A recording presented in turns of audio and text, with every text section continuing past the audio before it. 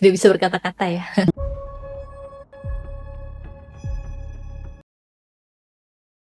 Halo, selamat datang kembali Mamen di channel Histoforia yang akan membahas horor, kejahatan, konspirasi, aliran sesat, pembunuhan berantai. Semua hal yang aku suka dan pasti aku tahu kalian juga suka. Makasih banyak ya yang udah klik video ini. Tragedi Superdrug ini menimpa seorang mahasiswa Universitas Indonesia pada tahun 2015 yang lalu. Nama korbannya adalah Aksyena Ahad Dori atau biasa dipanggil Aceh. Bayangin deh, dia ditemukan tenggelam di danau yang kedalamannya cuma 1,7 meter aja. Tapi di dalam tas ranselnya itu sengaja dimasukin batu serta paving block seberat 14 kg. Coba deh kalian pikir, gila banget nggak? Sampai detik ini pun di tahun 2026 kasus ini masih membeku jadi kasus dingin abadi dan menjadi hutang besar negara yang belum terbayar. Pihak keluarga saya memohon, saya turut berduka cita. Semoga ayah dan ibunya diberikan ketabahan. Sebagai seorang ibu pasti sedih banget ya kehilangan anak. Nah, kita lanjut lagi. Gimana sih kronologi lengkapnya dari teka-teki yang paling bikin geregatan ini? Langsung aja kita bahas ya. Nah, sebelum kita masuk ke malam kejadian itu, kita kenalan dulu sama sosok Aceh ini. Aksyena Ahad Dori ini lahir di Yogyakarta pada tanggal 2 Juni 1996. Dia bukan anak muda sembarangan loh. Ayahnya itu seorang kolonel dan ibunya adalah seorang dosen. Sejak kecil si Aceh ini dikenal sebagai anak yang super cerdas, tangguh, tapi cenderung pendiam. Kecintaannya dia di dalam dunia biologi itu sangat luar biasa. Panjang banget kalau aku sebutin daftar prestasinya dari TK sampai SMA. Dia pun pernah menyabet juara 1 Olimpiade Biologi tingkat provinsi serta juara 2 se-Jawa Bali sampai dengan juara 3 nasional OSN Biologi tahun 2012 loh. Benar-benar bibit unggul kesayangan keluarga dan negara. Kecerdasannya inilah yang mengantarkan Aceh lulus masuk ke jurusan biologi Fakultas MIPA di Universitas Indonesia pada tahun 2013. Untuk memudahkan kuliahnya, Aceh pun akhirnya ngekos di Wisma Widya, daerah Bieji, Depok. Semuanya berjalan normal aja. Sampai pada akhirnya tiba di hari Sabtu tanggal 21 Maret 2015. Waktu itu kebetulan keluarga besar Aceh di Jogja sedang pada liburan ke Candi Borobudur. Karena Aceh yang lagi di Depok dan gak bisa ikut, orang tuanya pun berinisiatif buat nelpon Aceh dari sebuah restoran tempat mereka beristirahat. Obrolan di telepon itu hangat banget, sama sekali nggak ada tanda orang tertekan. Ibunya cuma nanya kabar dan Aceh pun jawab kalau dia sehat, tapi memang lagi sibuk aja sama kegiatan kampusnya. Di telepon itu ayahnya pun sempat nanya sama si Aceh, "Aceh, kalau kamu mau jadi bapak beliin sepeda?" Aceh pun jawab dan senang. "Oh, jadi dong Pak, besok aja pas Bapak sama Ibu ke Depok, kita beli sama-sama. Pakai sepeda aja Pak, kalau motor repot ngurusnya." Ayahnya pun bilang, "Ya udah kamu kirimin foto model sepeda yang kamu mau ke WhatsApp Bapak aja ya, biar nanti Bapak gampang cariin ke toko terdekatnya." Aceh pun menjawab, "Oke Pak, nanti Aceh kirimin." Telepon itu pun ditutup dengan penuh senyuman. Tapi siapa yang menyangka kalau obrolan manis tentang sepeda itu bakal jadi kontak terakhir antara Aceh dan keluarganya untuk selama-lamanya. Setelah panggilan itu pun berakhir, Aceh mendadak hilang di telan bumi. Besoknya, pada hari Minggu, ayahnya nungguin kiriman foto sepeda dari Aceh, tapi nggak ada kunjung masuk kiriman foto sepeda itu. Ditelepon berkali-kali pun si Aceh nggak angkat. Bahkan sampai 4 hari kemudian, di tanggal 25 Maret, HP Aceh benar-benar mati total. Orang tuanya pun mulai resah dan panik. Di tanggal 26 Maret 2015, sebenarnya ada berita online heboh tentang ditemukannya jasad seorang cowok mengambang di Danau Kenanga UI oleh mahasiswa bernama Fauzi. Tapi saat itu orang tua Aceh di Jogja sama sekali nggak curiga kalau jasad itu adalah anak mereka. Karena perasaan makin nggak enak, orang tua Aceh minta tolong ke om dan tantenya yang di Depok buat ngecek ke kosannya si Aceh. Pas om dan tantenya sampai di kosan jam 11 siang, penjaga kosan nggak nggak ngebolehin mereka untuk langsung masuk ke kamar Aceh. Tetapi penjaga kosannya bilang, "Oh, Aceh ada kok di kamarnya. Kemarin hari Jumat saya masih lihat dia keluar masuk kosan." Mendengar hal itu pun keluarganya agak lega. Mereka pikir Aceh cuma lagi sibuk banget sampai nggak sempet pegang HP. Tapi kegilaannya sebenarnya dimulai di malam harinya Mamen, di jam 9 malam. HP Aceh tiba-tiba aktif lagi. SMS dari ibunya yang pending pun langsung berubah jadi delivery. Ibunya pun langsung buru telepon, tapi pas diangkat, suara di seberang sana bukan suara Aceh, melainkan suara seorang cowok bernama Zibril yang ngakunya sebagai teman kuliah Aceh. Ibunya kaget dong.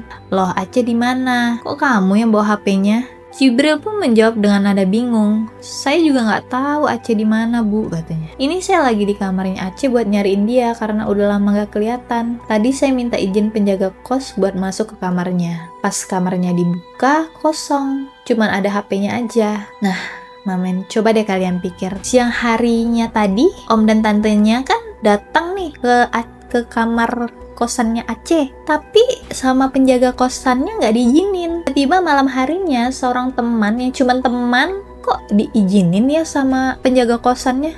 Kok bisa gitu? Mikir deh, kayak nggak masuk logika aja ya. Jadi firasat ayahnya Aceh ini langsung merasa tidak enak dong kan. Langsung besok pagi-paginya pun tanggal 30 Maret itu mereka langsung terbang dari Jogja ke Jakarta buat nyari anaknya atas saran keluarga di Depok.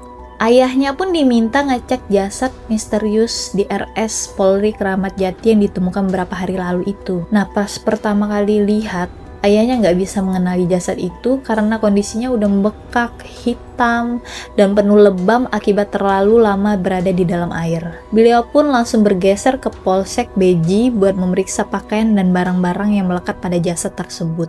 Awalnya polisi sempat ragu nih, karena foto Aceh yang dibawa sama ayahnya dianggap nggak mirip sama sekali sama wajah korban. Tapi pas ayahnya diizinin melihat barang bukti ranselnya, jantung beliau rasanya kayak berhenti berdetak. Baju yang ternyata dipakai di jasad itu, payung hingga sapu tangan di dalam tas adalah barang-barang yang sama percis dengan yang pernah ayahnya belikan untuk anaknya, si Aceh. Fix jasad yang membusuk di Danau Kenanga UI itu adalah Aksena Ahad Dori.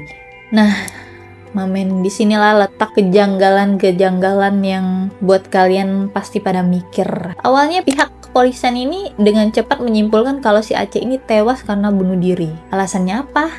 Karena Aceh diduga depresi setelah gagal melaju ke tingkat nasional dalam Olimpiade Sains Nasional Pertamina tahun 2014.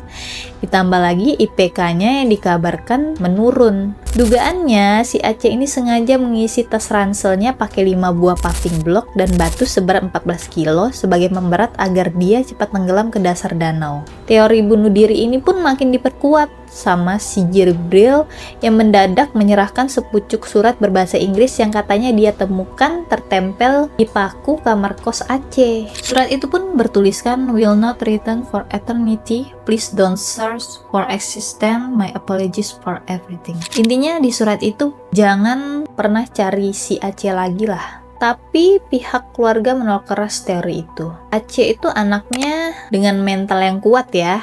Dia udah biasa menghadapi kegagalan sejak SMA dan tetap bisa bangkit untuk berprestasi. Gak masuk akal banget kan? Kalau cuman karena gagal Olimpiade setahun lalu, dia nekat mengakhiri hidup dengan cara se-ekstrim itu. Dan parahnya lagi, pas diselidiki, ternyata kejanggalan demi kejanggalan pun mulai keluar. Pertama, mari kita coba bedah surat wasiatnya lewat kacamata seorang grafolog profesional, yaitu Mbak Deborah Dewi. Setelah dianalisis selama 2 minggu penuh, ditemukan fakta mencengangkan kalau surat itu ternyata ditulis oleh 2 orang yang berbeda. Ada banyak coretan aneh di surat itu. Kata never dicoret diganti menjadi kata not. Nah, kata ever dicoret diganti menjadi top atau eternity. Dan kata me dicoret diganti dengan existence. Kemiringan hurufnya pun mencong nggak konsisten. Beda jauh banget sama tulisan asli di buku catatan Aceh yang selalu miring rapi dan konsisten. Spasi antar katanya juga terlalu lebar, serta tata bahasa Inggrisnya berantakan banget. Padahal si Aceh itu kan jago banget bahasa Inggris dengan skor TOEFL aja 433 sejak SMP loh. Dan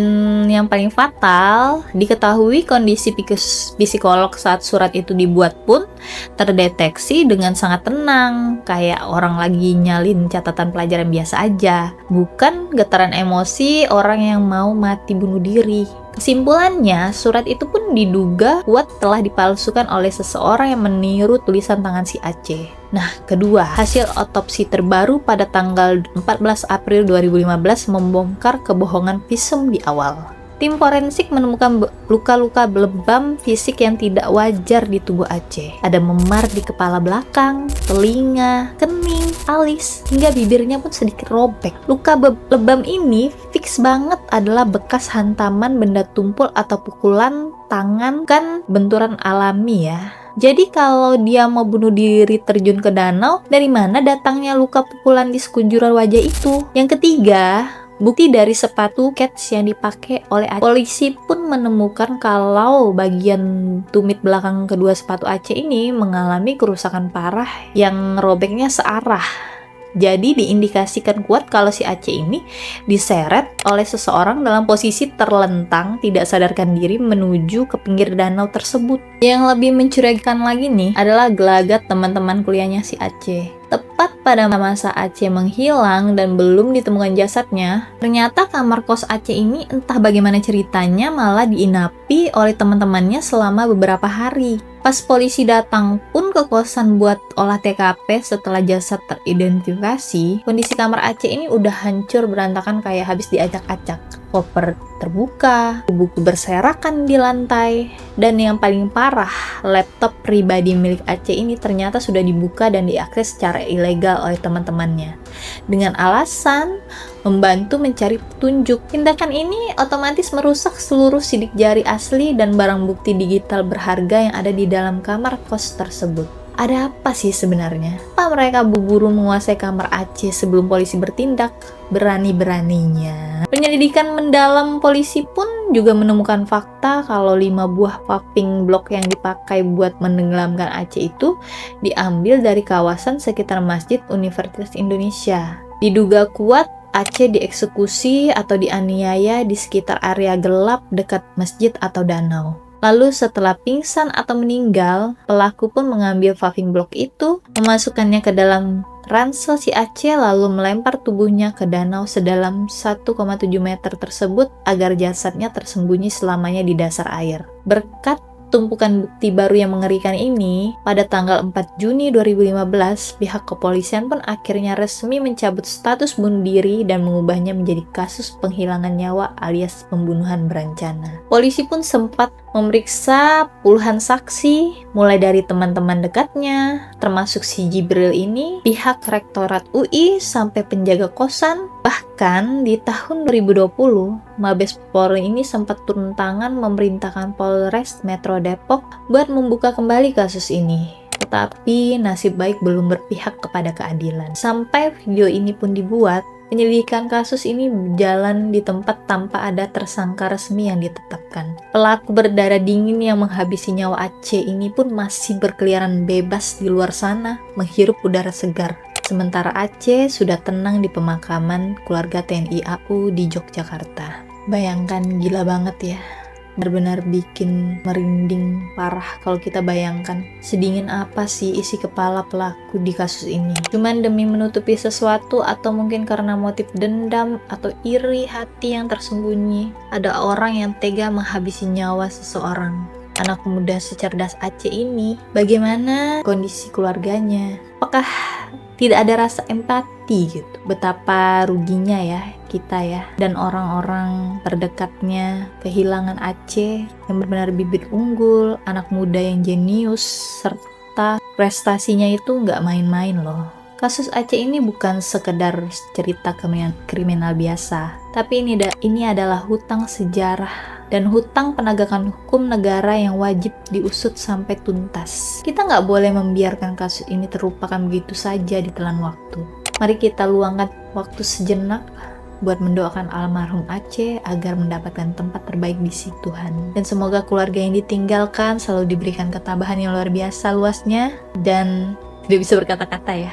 Terlalu menyedihkan untuk kehilangan seorang anak. Nah, kalau menurut analisis kalian nih bagaimana? Gimana soal gelagat teman-temannya si Aceh yang nginap dan mengakses laptop Aceh sebelum polisi datang ini? Apa sih motif utama yang bikin pelaku tega menghabisi nyawa Aceh ini? Coba deh kalian tulis semua pendapat, teori konspirasi gila, atau analisis kalian di komentar di bawah ini. Jangan pernah lupa untuk klik tombol like, share video ini ke teman-teman tongkrongan atau grup WhatsApp kalian, biar kasus ini terus viral dan mendapat perhatian. Dan pastinya, klik tombol subscribe serta nyalain notifikasinya biar kita bisa ketemu lagi di pembahasan misterius lainnya. Aku, Rizka Miranda, pamit dulu. Sampai ketemu di video selanjutnya. Bye-bye, Mamen.